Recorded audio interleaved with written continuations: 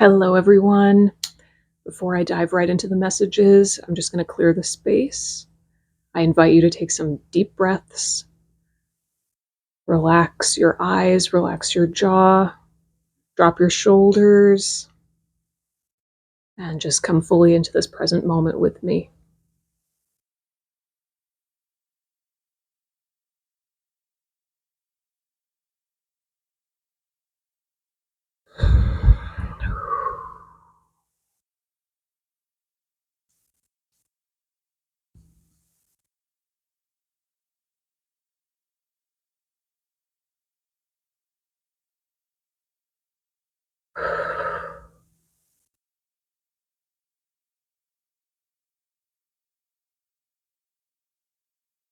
All right. This coming Monday, April 8th, 2024, we're going to experience a new moon and solar eclipse. So I've been sitting with the energy, and some really interesting messages have channeled through. I'm going to share some of my notes with you first, and then we'll dive right into the cards, okay? So the first thing that I heard when I started to channel this energy is that this new moon solar eclipse moment is actually a timeline, a separate, distinct timeline that is opening up to us. More specifically, it is an old timeline that we are revisiting because it is alive inside of us again, and there's more to learn. So I asked, when was the last time that we collectively experienced this timeline? And I heard August and/or September of 2020. So I would invite you to look back through old journal entries, maybe even the gallery on your phone. Just reflect on what was going on in your life around August or September of 2020. How might that correlate to what's going on in your life now? Or maybe what lessons did you learn that might be applicable again now? Okay.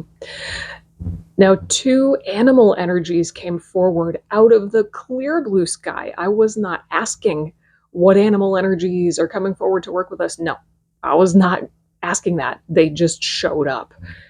The two animals that are coming forward for us are warthog and deer. Now, those are very different animals, and they symbolize very different things. Warthog symbolizes motivation, resolve, hard work, drive, success, acting on opportunity.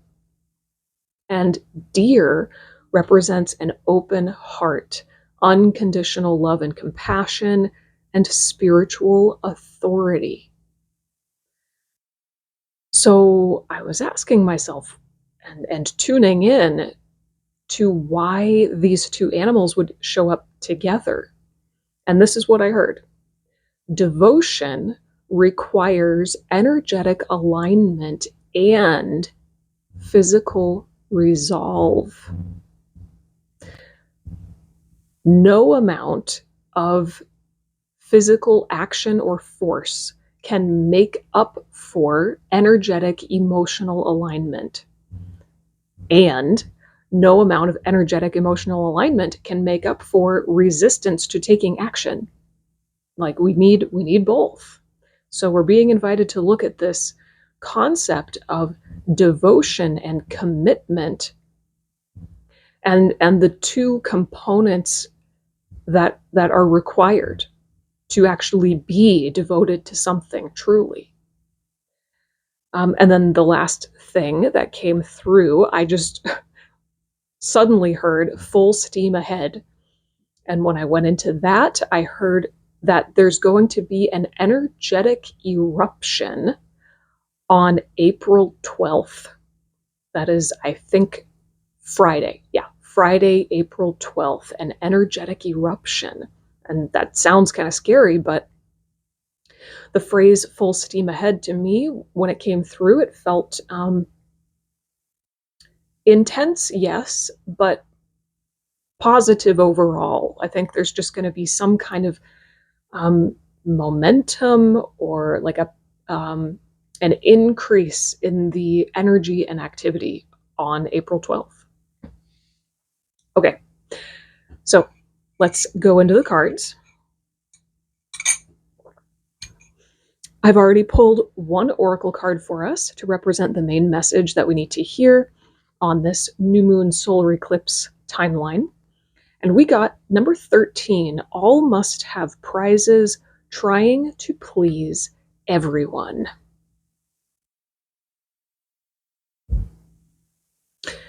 What's channeling through is quite simply that you cannot please everyone. You cannot. It is physically impossible. And nothing in life is free. Nothing. So there is a price you pay to try and please everyone. And that price is a certain degree of authenticity and integrity, right? And to the flip side, there is a price you pay for being completely authentic and in integrity. That price you pay is some people aren't going to like you. If you are going to be completely committed to authenticity, you must be willing to experience some people not liking you or some people disagreeing with you. And it's a choice, right? You can choose whatever you want. But it brings me back to this warthog deer energy combo because the deer, again, the deer brings forward this energy of a complete compassion and understanding, right? And love, unconditional love for yourself and for others. But then the warthog has this incredible grit and resolve, determination, and a willingness to step outside of your comfort zone. So if you are devoted, if you are devoted and committed to authenticity and integrity and self-awareness, self-awakening, etc.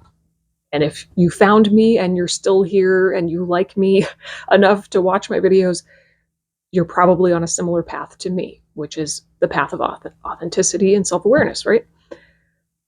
If that is your devotion,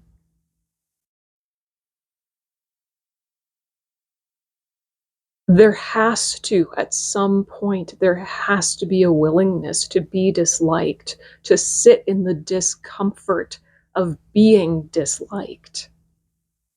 That is the price you pay to be authentic. So if you're constantly trying to avoid the discomfort of being disliked, just be aware that you'll never be as authentic and therefore as fulfilled as you could be. Okay. All right, let's go into the tarot.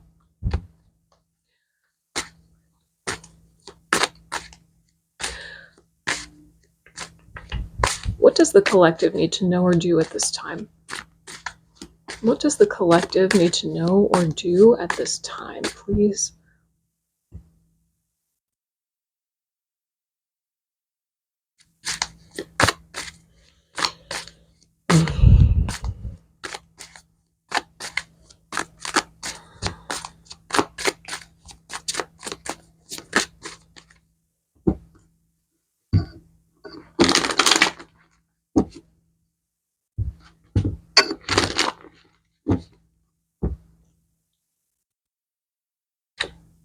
Ooh, the Hierophant. I immediately heard when I flipped this card over, I heard learning from the past, and that ties perfectly in with what I was channeling. There's an invitation to learn from the past, an invitation to look back at maybe what was happening in August or September of 2020, and to take another look at what you learned then and maybe how you can understand it on a deeper level now. The Hierophant is about many things, the student-teacher relationship, right? But more specifically, learning from tradition, learning from established institutions and traditions, okay? Obviously, we have owl energy coming through for us as well.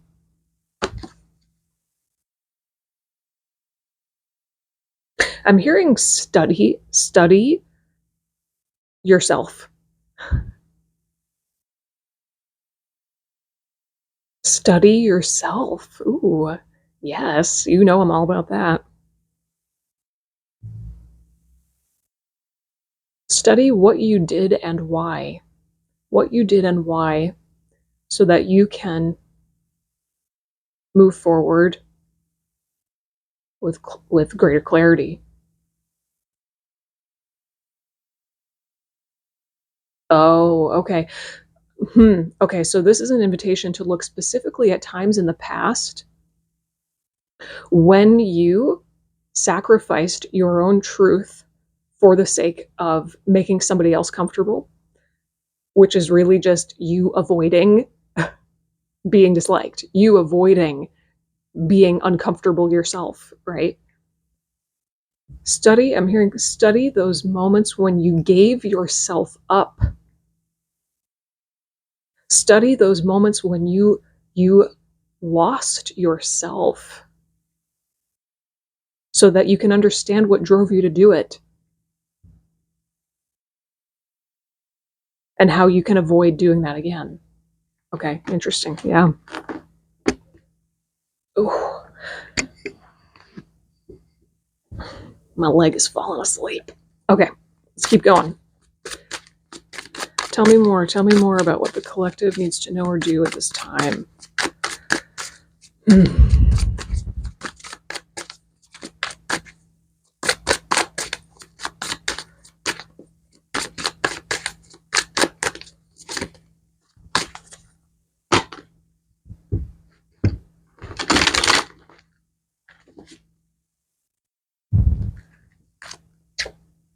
Ace of Wands. Ooh, Ace of Wands. I think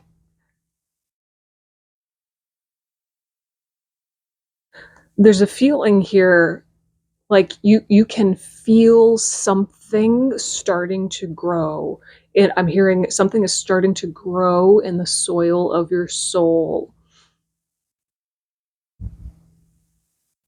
There's a burgeoning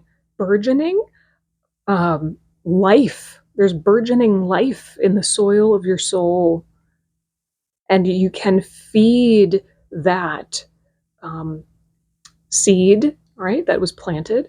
You can feed it by studying yourself, so that you don't repeat the pain so that you don't repeat the pain of the past. And I almost was going to say so that you don't make the same mistakes. But as that was coming through, that got shut down by spirit so hard. Like, it's important to not think of it in terms of mistakes. There's no mistakes. It's just you don't want to repeat the pain of the past. It's as simple as that, right? I'm hearing there's a flower growing in your heart. There's a story in your soul.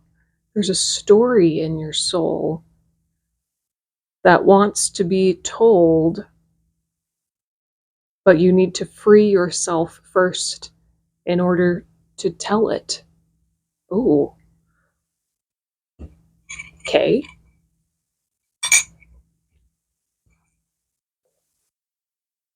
Let's keep going here.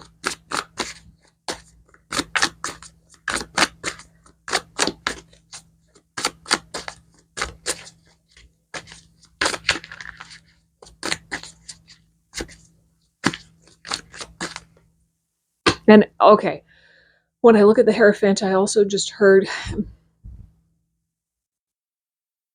you have to be willing to disrupt your own understanding of yourself. When you reflect on the past, like I was saying, Um, there needs to be a willingness to disrupt your own understanding, a willingness to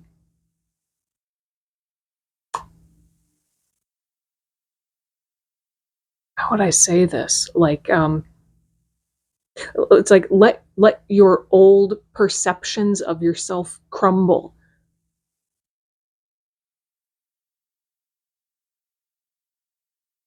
in order to arrive at a more truthful perception, objective perception. Let's keep going.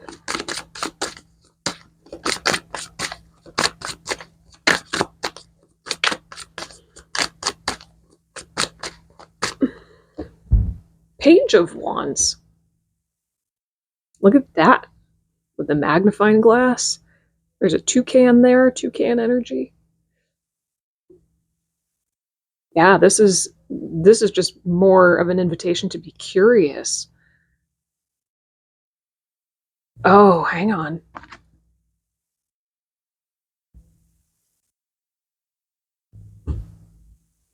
You preserved your own fire by protecting it. Okay.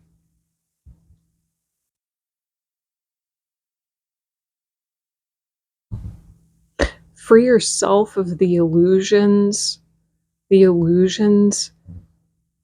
that kept you safe. Yeah. There's a perception that if you can make everybody like you, then you're safe, right? But it's not true. If you really break that down and dissect it and look deeply into that, it seems true at first glance, but it's not true, is it? It's an illusion. So there's an invitation here to explore that concept. You're just trying to make yourself feel safe. You just want to protect yourself. You love yourself. You do, even though sometimes it doesn't seem like it, right? You do. You're constantly trying to protect yourself. So there needs to be an analysis or an assessment of this idea that I'm only safe if everybody likes me. Look closer at that assumption. It's not true. So if it's not true, what is safety? What is real safety? That's an interesting exploration. Okay, one or two more cards.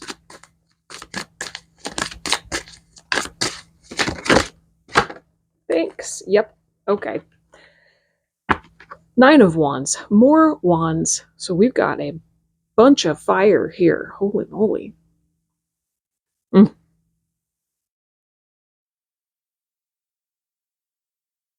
All of the pain of the past is it's part of your story. It's part of what makes you who you are.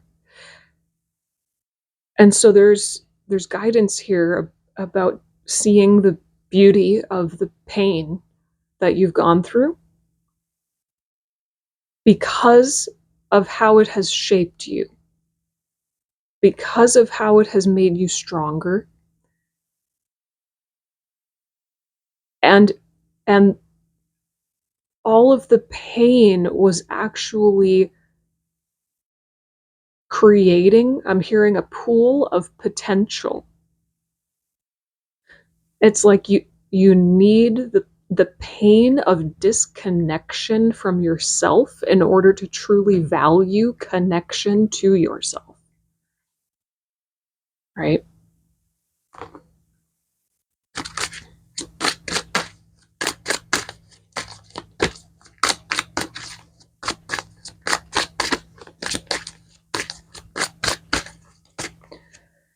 Yeah, King of Pentacles. Mhm. There's that safety, that security, true safety and security, not the illusion of it.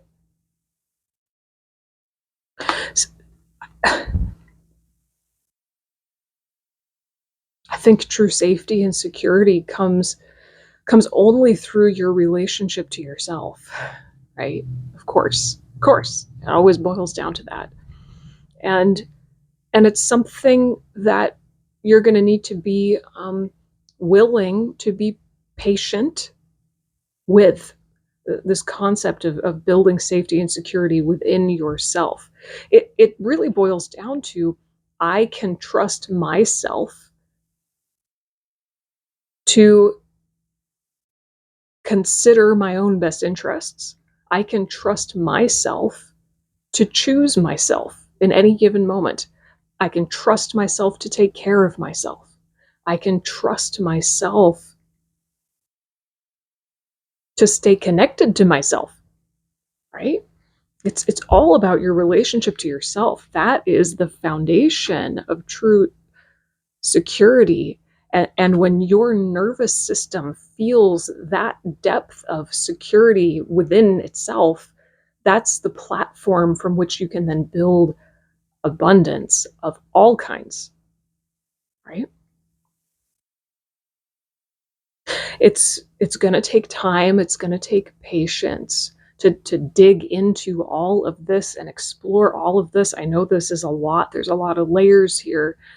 Um, so so the King of Pentacles is just an invitation to be patient, to take your time. Anything real, anything worth building or growing is worth the time it takes to do so. Okay. All right. Wow. Well, thank you for spending some time with me today, and thank you for letting me read for you. I hope that this was helpful or thought-provoking. If you have any questions or comments, leave them down below. I would love to hear from you, and I will see you in the next reading.